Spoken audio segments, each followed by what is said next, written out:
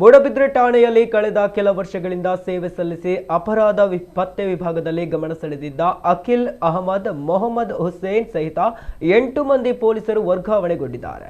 ಅಖಿಲ್ ಅವರು ಪಾಂಡೇಶ್ವರ ಠಾಣೆಗೆ, ಹುಸೇನ್ ಅವರು ಕದ್ರಿ ಠಾಣೆಗೆ, ಪ್ರದೀಪ್ ಕುಮಾರ್ ಅವರು ಸುರತ್ಕಲ್ ಠಾಣೆಗೆ, ಪ್ರದೀಪ್ ಕುಲಾಲ್ ಅವರು ಮುಲ್ಕಿ ಠಾಣೆಗೆ, ಅರುಣ್ ಅವರು ಉಳ್ಳಾಲ ಠಾಣೆಗೆ, ಅಯ್ಯಪ್ಪ, ಸುರೇಶ್ ಹಾಗೂ ಧರ್ಮಣ್ಣ ಅವರು ಬಜ್ಪೆ ಠಾಣೆಗೆ ವರ್ಗಾವಣೆಗೊಂಡಿದ್ದಾರೆ.